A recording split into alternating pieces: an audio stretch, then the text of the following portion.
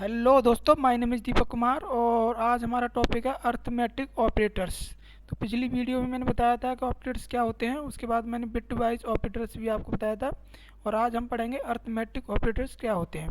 तो arithmetic operators क्या है? Arithmetic operators are used in mathematical expression. जो मैथमेटिकल एक्सप्रेशंस होती हैं उनके लिए हम यूज़ करते हैं क्या? Arithmetic operators.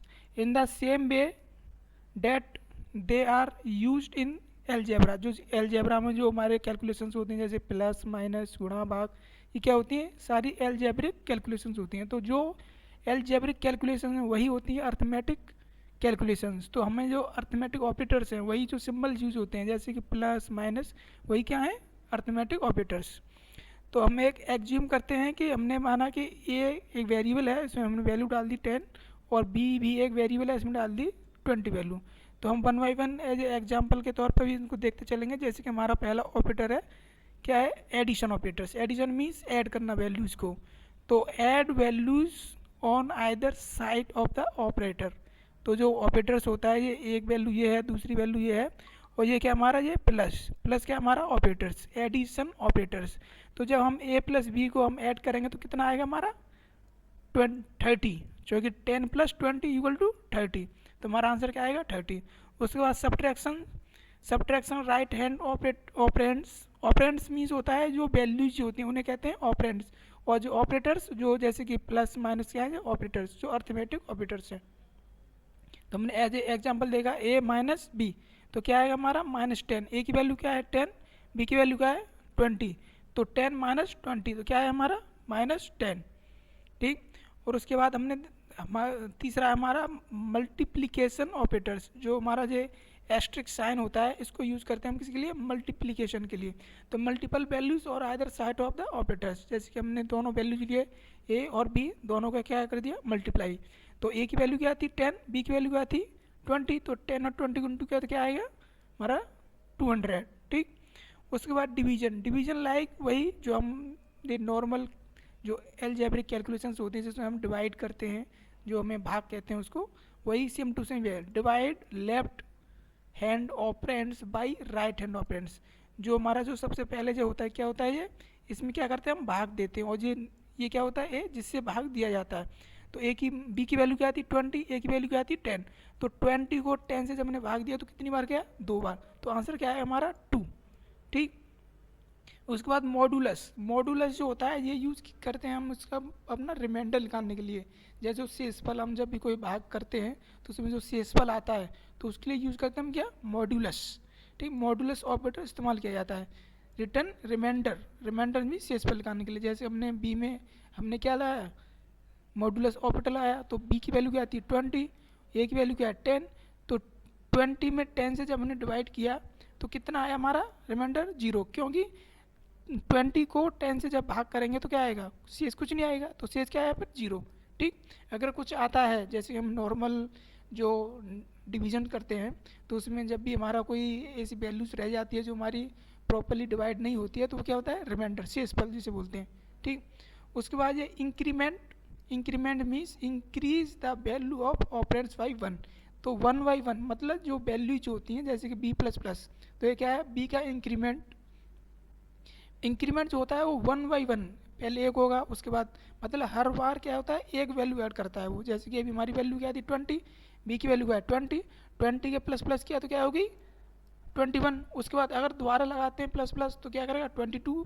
दोबारा यूज़ करते हैं 23। तो 1/1 कितने से इंक्रीज करेगा? 1 से। ठीक।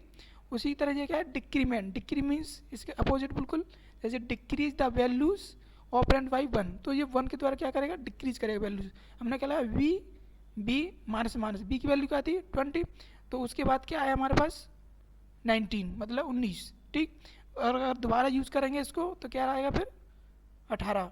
ठीक। ऐसे ही जैसे 1/1 यूज़ करते जाएंगे, जितनी बार हम यूज़ करेंगे क्या करेगा? डिक्रीमेंट जो ऑपरेट होता है वो डिक्रीज करता है हमारी क्या? वैल्यूज़ को 1/1, एक से। ठीक। उसके बाद यदि हम इनके एक एज एग्जाम्पल देखते हैं। ठीक। उनको हम समझेंगे एज एग्जाम्पल में।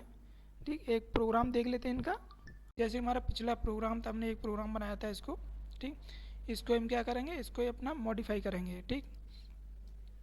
इसको हम कर लेते हैं मॉडिफाई। जैसे कि हम क्या करेंगे, यहाँ पे हमने एक वेरिएबल लिया ए, ठीक, और इसमें वैल्यू डाल दी क्या 10, और इसमें हमने वैल्यू डाल दी 10, उसके बाद सेमीकोलन, उसके बाद दूसरा इंटीजर वैल्यू ली और हमने दूसरा वेरिएबल लिया बी, और बी में वैल्यू डाल दी हमने कितनी 20, जैसे कि भी मैंने एग्जांपल बताया था आपको, ठीक। उसके बाद हम एक और वेरिएबल लेंगे सी नाम का, जो कि क्या होगा, इस समय एम्प्टी है, इसमें कोई भी वैल्यूज़ नहीं है, ठीक।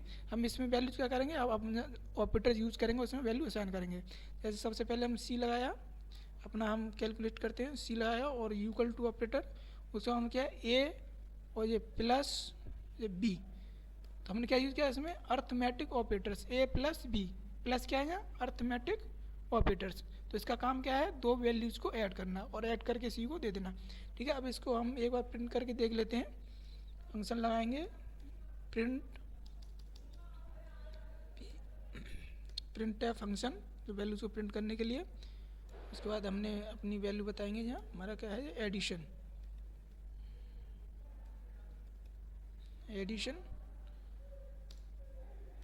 ए एंड बी, ए और बी का एडिशन, ठीक। तो हम इसमें सेमीकोलन लगा देते हैं और वहाँ लगाएंगे अपना मॉड्यूलस डी, और उसके बाद हमने प्रिंट कर दिया क्या अपना वेरिएबल सी, ठीक। अब इतना प्रिंट करते हैं, देखते हैं, कंपाइल करेंगे, कंपाइल किया कोई एरर नहीं, उसके बाद रन करेंगे और रन के बाद हमारी वैल्यूज आ गई, जैसे कि हमारी वैल्यू सेविंग डेस्कटॉप, अभी ये सेव कर रहा है, अभी प्रिंट करेगा जैसे एडिशन ए एंड बी, ए और बी की वैल्यू क्या आएगी 30, जो कि ए की वैल्यू क्या आती है 10 और बी की वैल्यू क्या आती है 20, तो क्या कर दिया इसने ऐड कर दिया एडिशन, ठीक। उसके बाद यदि हम यहाँ यूज़ करते हैं क्या सब्ट्रैक्शन यूज़ किया हमने, तो हमारा आंसर क्या आएगा। अब दोबारा इसको रन करेंगे, रन और कंपाइल, हमने रन किया और उसके बाद देखा आंसर, तो हमारी क्या है -10, जैसे कि अभी पिछले मैंने भी सीरीज में बताया था आपको, उस सीरीज में बनाई थी मैंने, एज एग्जाम्पल आपको बताया था। तो ए की वैल्यू क्या थी 10, बी की वैल्यू क्या थी 20, तो 10 - 20 इक्वल टू -10, ठीक। उसके बाद यदि हम मल्टीपल करना चाहते हैं तो मल्टीपल यूज़ करेंगे, एस्ट्रिक सिंबल, सॉरी ये यूज़ होता है एस्ट्रिक सिंबल, ठीक। अब इसको हम कंपाइल करते हैं, कोई एरर नहीं। उसके बाद हम इसको रन करेंगे और 10 × 20 कितना हो गया 200, ठीक। उसके बाद यदि हम इसमें मॉड्यूलस निकालते हैं, इसका मॉड्यूलस निकाला हमने, उसके बाद इसको कंपाइल करते हैं और देखते हैं क्या अपना मॉड्यूलस आता है, ठीक।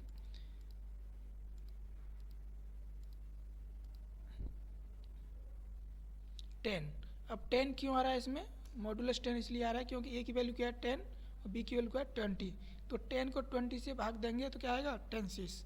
यदि हम इसको वैल्यूज़ को चेंज कर दें, हम बी को आगे कर दें और ए को पहले कर दें, ए को बाद में बी को पहले, तो बी की वैल्यू क्या है 20 और ए की वैल्यू क्या है 10, तो अगर 20 को 10 से डिवाइड करेंगे तो हमारा जो रिमाइंडर है मॉड्यूलस ऑपरेटर यूज किया है तो क्या आएगा 0, ठीक। तो हमारी आंसर क्या आया 0, ठीक। उसके बाद हमारा इंक्रीमेंट देख लेते हैं, जैसे कि हम एक इंक्रीमेंट यूज़ करते हैं, हमने यहाँ पे इंक्रीमेंट यूज़ किया, हमने सबसे पहले यहाँ क्या लगा दिया, हमने लगा दिया हमारी जो ए की ए जो था उसमें हमने क्या कर दिया प्लस, हमने ए का क्या कर दिया इसमें इंक्रीमेंट। अब यहाँ पर जब हम बात करें, यहाँ हम एक अपना यूज कर लेते हैं, हम दोनों का एडिशन करते हैं,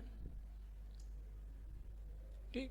अब जब एडिशन करेंगे तो हमारी ए की वैल्यू क्या आती है 10, ठीक। उसके बाद जब कंपाइलर नीचे आया, कंपाइलर क्या करता है टॉप टू बॉटम प्रोग्राम को रन करता है, ठीक।